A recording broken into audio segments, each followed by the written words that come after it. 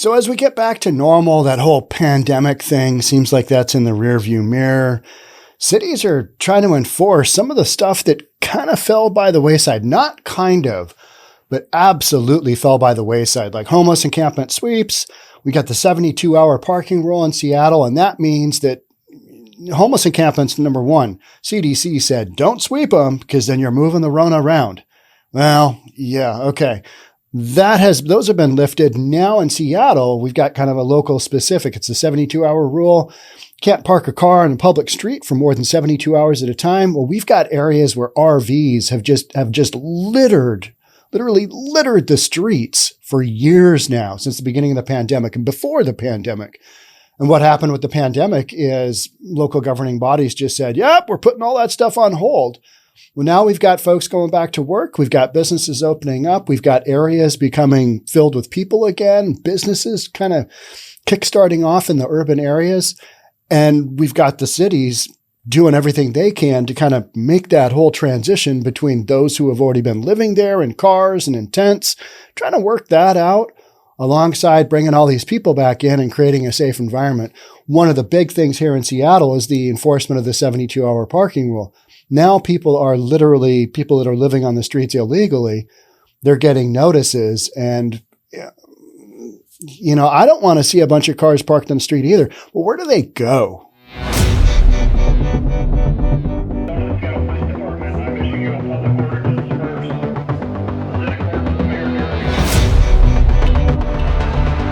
Where do they go? That's what we're going to talk about today. Yeah, it's good stuff. I mean, it's good stuff in a bad stuff sort of way, but it's got to be dealt with because it's an issue out there. And that's what we're doing here. If you're new, welcome. My name is Sean Reynolds. I own a couple of real estate companies. I read the news. That's what we're doing. All right. Seattle resumed full enforcement of 72-hour parking rule. Here's what you need to know. I've talked about this a lot. You've got areas of the city that literally you've got RV, broken down truck, broken down car, tarps all over, people working on various projects. You'll have a car up on blocks, just all kinds of stuff going on. Think of it as like a more complete junkyard look on the side of the street. You know what that looks like. People have signs up. People are living in these RVs. It's like a step away from being homeless in a tent on the street. So these folks, the last couple of years since the pandemic, they've been able to stay just wherever they want without any repercussions from the city. Well, now we're trying to get back to normal, and you got hundreds of RVs on the streets of Seattle that may or may not run. You're giving them notices, 3 days, you're out of here, and then they tow them. I mean, what are we going to do with all these RVs? I mean, these people shouldn't be living there in the first place, but we let it go. And now, yeah, what a nightmare. What a mess. But, we had the pandemic and we handled it, one way. Now we're having to handle it on the other. And here in Seattle, our mayor, I think he's doing a pretty good job trying to clean things up. He's bringing in the police and the homeless encampment sweeps, and now he's dropping the hammer on, hey, you can't just park your RV willy-nilly wherever, and there won't be repercussions. So it's interesting that even in a city like Seattle, we've got some forward progress on this. Will this be enough? I don't know. Let's take a quick look at a video, see what we got going on here. Behind a Ballard, Fred Meyer, between the tents and spent needles. Most people are just a few paychecks away from being homeless themselves, I mean, really, if they lose their job and it's rough. Jeff Hunlock has a message. People need to know that, we don't want to be here. Yeah. Believe that, We'd like a place of our own that's affordable. Yeah. And that's impossible. Hunlock lives in this RV, rents out a room to his friend, and in the morning, they woke up to a notice on the windshield. They're giving us 2 days, and then Monday they'll come in with tow trucks and tow us out. SDOT says it will now enforce a 72 hours parking rule. That rule was suspended during the pandemic, returned in part in 2021, but didn't apply if people were living in the vehicle. But come Monday, I'll be homeless. That changes. I'll be out on the streets. I'll be in a tent somewhere. I guess. I don't know. Hunlock isn't alone. You don't have to look far to see RVs parked in all corners of the city. A lot of people are frustrated, probably from both sides. Nobody wants to live in an RV. And, living in the house, we don't like to see it either. That frustrated neighbor speaking out nearly a year ago to the date. Okay, so that's what you've got going there. So that area where that video was shot, that's a Fred Meyer in Ballard. I had my boat, a bunch of work done on it. There's a waterway to the west or to the south of there, and then the Fred Meyer that they're talking about is literally abuts where my boat was. Like, homeless people would go underneath the fence where the back end of my boat was and grab power from power poles, temporary power poles that you use to hook up your boat. So we go from, people worried about their boats and, completely ridiculous things to people living on the streets. And that part of Ballard has that is probably one of the worst areas of Seattle. You've got people, I've talked about some of the crazy events I've seen, people covered in human feces in the doorway to 7-Eleven, just all whacked out, just drugged out. And that's where a lot of the RVs went. One of our new city council members, Sarah Nelson, she's got a brewery there, Fremont Brewing Company.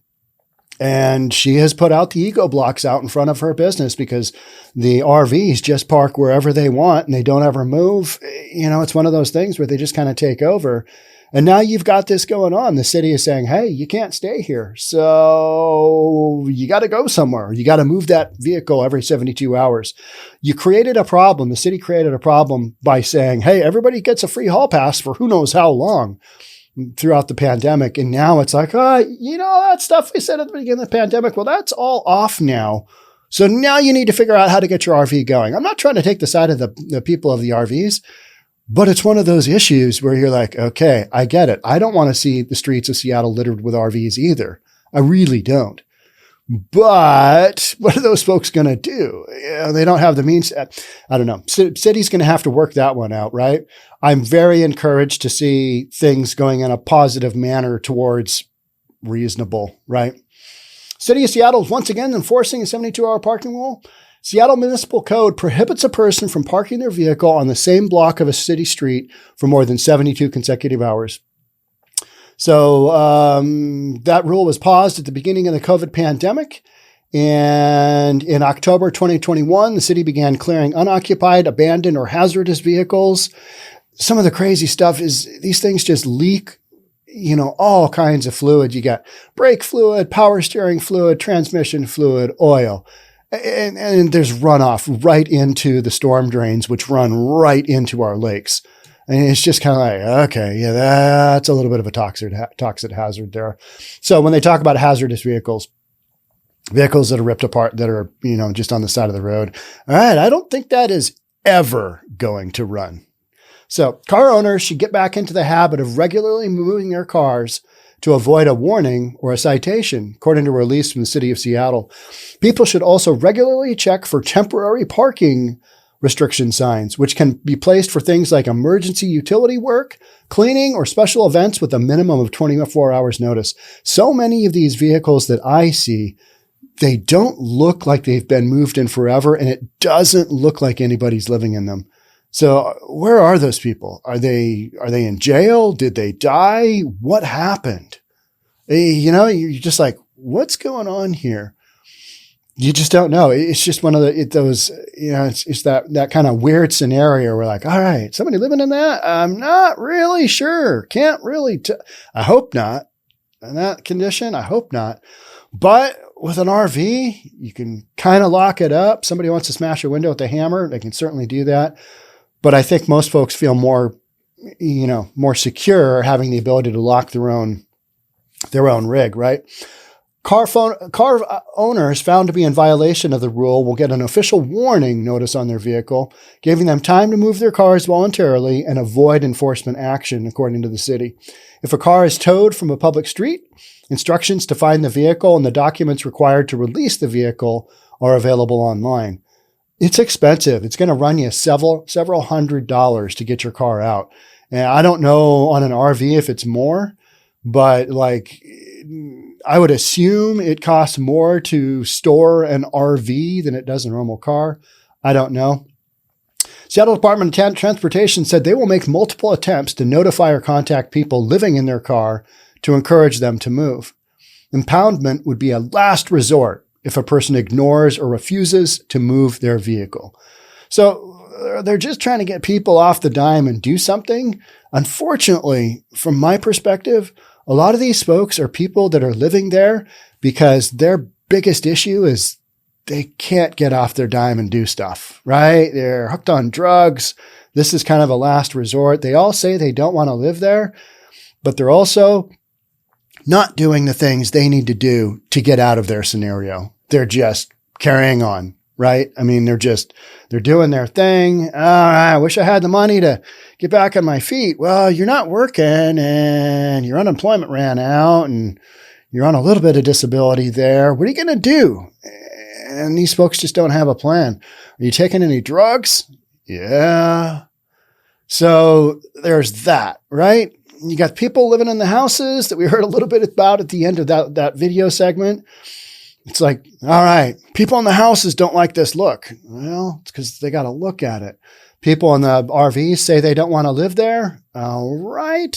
But yeah, you're not really working towards what you need to be doing to get back into a house. So the rest of us looking at all this stuff that looks like chaos and the amount of garbage that invariably comes from these areas, how hard is it to walk your garbage to a garbage can somewhere and dump it there? It's not that hard. I've seen RVs that are super clean. I've seen campsites that are super clean. It's just the vast majority, 99.5%, I don't know, are just loaded with garbage and rats. And, it's just people living in subhuman standards. We've got laws. This is a society. The parking enforcement team is expecting an influx of requests now that the city has begun fully enforcing the 72-hour parking rule. This means the enforcement process will take longer than usual at the beginning. Man, the whole shutting down for the pandemic, it just wreaked havoc on so many different things. City of Seattle is trying to work its way out of 5,000 felony charges. 5,000 felony charges. They normally have a couple of thousand on board, but they've got this big set of charges. And you know what? We're not really investigating sexual assault cases right now. It's like if you get your car stolen or if something bad happens to you and you're a woman or a man, but that those crimes tend to be rather lopsided in one direction. It's like, well, we're sorry this happened to you, but yeah, we got this huge, enormous backlog. It's going to be some time until you get your justice, if ever. So those are some of the things that are kind of brewing below the surface. And, on top of that, you've got situations where people aren't stopping for the police anymore. That's a big story. I had almost 1,000 people recently in the state of Washington not stop for police on traffic stops. I just kept going. A lot of times they were stolen cars. And why'd they do that? Because they could. We're dealing with people who could do a lot of stuff during the pandemic, and now we're trying to get back into our normal routine, whatever that is moving forward. And you're going to have some bumps in the road. The 72-hour rule, it's one of them. I have seen this type of rule being enforced in other cities recently as well. So, we had that whole eviction moratorium. Let's talk about that. What happened with the eviction moratorium? Is anybody talking about that? I mean, it's basically been lifted entirely, right? It's been lifted. Are there millions of more people living on the streets because they got evicted and they found themselves homeless? That storyline just went away, didn't it? Yeah, just kind of like COVID went away. There's a new variant out there and it's really, it jumps from one person to the next.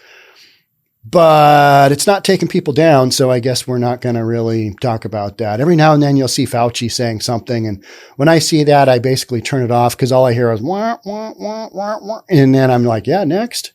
We're not paying attention to him anymore. It's kind of like that. It's like, did we really have the pandemic? Did all that really happen? Because I'll see people with masks on, and I'm like, what are you doing? You're outside. You're like walking by yourself outside and you're wearing a mask. What are you doing? I mean, pandemic's over. People are getting it left, right, and center and willy-nilly, and important people. You remember how during the pandemic, it used to be, this guy is infected with COVID. Oh, wow. Look at that guy go. He's a famous politician and he got COVID. Everybody's got COVID, right? And we just kind of realize, oh, yeah, not that big of a deal. And all the stories now are, got COVID, he's feeling fine, he took some medication, he's doing great, he's going to make it. Instead, 2 years ago is this person going to see their next birthday? Yeah, right? I mean, just fear. All right, so 72-hour rule, kind of just one more thing City of Seattle's doing to try and get back on track. And a lot of other cities are doing this, but Seattle in particular, we kind of went way down because we've got so many homeless people, and we kind of went way down our standards. Our city just kind of looked like a big pile of poop there for a while, working our way out of that. I was in downtown Seattle a bunch over the last couple of days. Things are turning around. Now, would I want to go back to work there? More so than I would have 2 months ago, for sure. For sure. Does it look cleaner? Absolutely. They've basically cleaned the homeless tents out of downtown and scooted them to the south and to the north, to areas like Ballard, where we just talked about with the RVs. So you're just you're pushing people around, but you're making the downtown look good because so many people go there and, tax dollars. So there's that, tax revenue.